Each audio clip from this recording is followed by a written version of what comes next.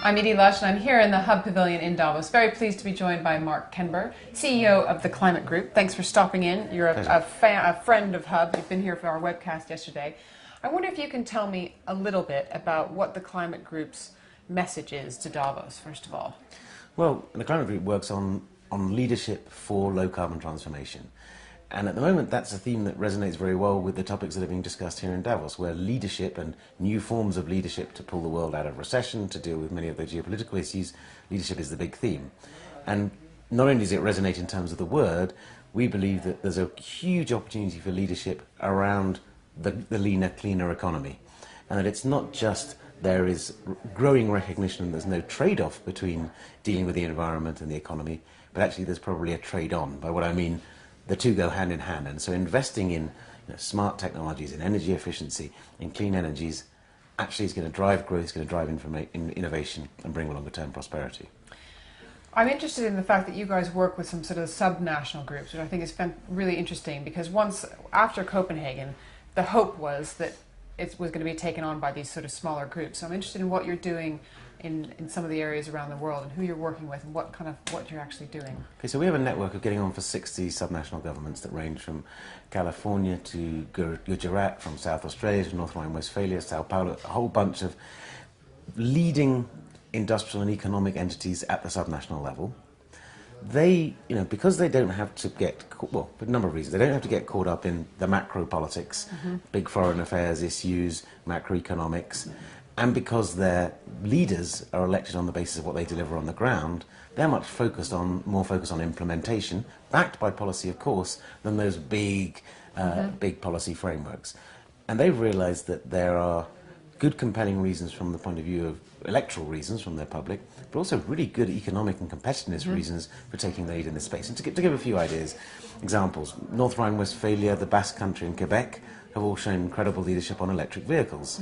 And what are they actually doing? Putting in charging points? Yeah, so the Basque Country has a partnership with Iberdrola to put in an electric vehicle charging network. They've taken a stake in a joint venture to make that happen, to accelerate it far more quickly than would happen if they just put in policy incentives. Quebec has set itself a target of 25% vehicles by 2020 being electric vehicles, and is building up, not only setting a target, but building up the productive infrastructure that can build that, because they see they can become a world leader in electric vehicles. We're working with a number of them to build procurement alliances, so people who use light goods vehicles, heavy goods vehicles for short distances where electric vehicles are perfect, to build up a procurement alliance that says to the manufacturers, hey, there's a real market here. Other examples, we're seeing subnational governments investing heavily in renewable energy. Under Mike Rand's premiership in South Australia, they went from less than 1% renewables just under a decade ago to over 23% now. And is that mostly solar? It's mostly wind, but mostly a mixture of renewables. But most interestingly, the price of electricity has come down.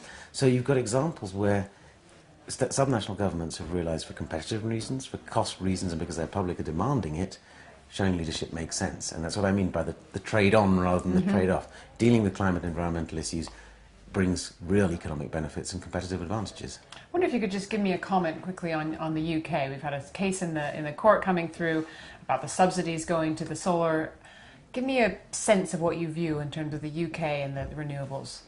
Well, I mean, renewables has got to be a big part of the UK's energy mix going forward. And if we look at the big grid level, I mean, offshore wind is obviously a big play. There is some biomass use, there's a lot of onshore wind. The solar piece was at the micro level, at the household level, and there was a good programme encouraging people to put solar on their houses. And it's interesting that the people who took up this offer weren't just the greenies, so to speak. Oh, I know. They're normal people who recognise that this makes financial sense for them. And perhaps the government was surprised by the enthusiasm of the public. The take-up was much more than expected. And that's got to be a good thing, isn't it? It just shows that the public, they're not driven by ideology. They understand a good deal, and they realise that solar made good sense. I think also many of them wanted to be part of what we call the green revolution, but didn't know how to, and this provided them with a great opportunity. So firstly, you've got an uptake in solar, so that drives the solar businesses, and I think the industry said that 29,000 jobs have been created around it, so that's pretty exciting, especially in a time when unemployment's the highest it's been for several decades.